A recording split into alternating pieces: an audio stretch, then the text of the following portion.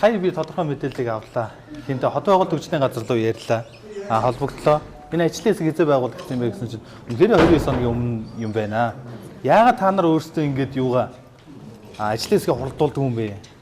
Энэ үндсэн үүрэг маань өөрөө тэр нарийн бичгийн дарга нь хурлаа зохион байгуулад ингэж хурдах хэрэгтэй юм биш үү гэсэн чинь сандгаа даргатай би уулзаж чадахгүй байна гэсэн юм нэг сонирм юм хэлж байна. Би сандгаа даргатай сая холбогдлоо.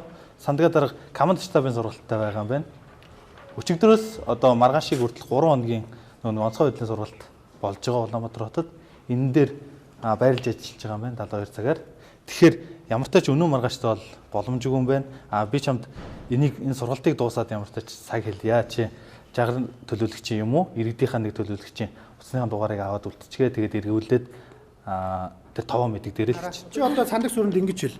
Одоо сандаг сүрэн гэж хүнээс болоод тий одоо ингээ хуралдахгүй 29 хонцсон. Тэгээд за 3 хоногийн өмнөөс ингээд ийм сургалт явж байгаа юм 72 цагийн хугацаатай. Тэгвэл тэгээд өмнөх одоо тэр 26 хоногт тэр хүн юу хийж ирсэн юм? 26 хоног дээр нь. Тэгэхээр өнөөдөр хүмүүс ингээд өөхөх ноёдын хурал их хичээр ингээд манай ингээд төр засгийн бүх байгууллагууд ингээд хуралдаал байдаг ажил нь явдаг. За үнэхээр одоо шан харамж хараад идэг юм бол одоо арт түмнээсээ хандив гуугаад сандаг сүрэн дарагт мөнгө цуглуулж өгөө тэр цагийн найшлуулмаар ш тийм ээ. Одоо энэ одоо бүр сүлд ийм одоо цаг авах чинь мөнгө өгж аваад байгаа юм уу? Эсвэл одоо үнэхээр одоо тэр хүний ачаал нь их юм уу? Нэг бод ханшаа гаргачих та нар. Сандаг сүрэн дарагтаа одоо 1 хоногийн дотор уулзвал $1,000 тий 2 хоногийн дараа уулзвал $1,000 ч гэдэг юм уу ханшаа тогтооч хэрэгтэй. Ерөн зүгээр тийм байдлаар би мушгаагүй зүгээр тогтоом шогдоомоор хэлэх ийм хүн сурталтаа байж болохгүй шүү дээ. Чи одоо юу хуцаад байгаа юм бэ вэ?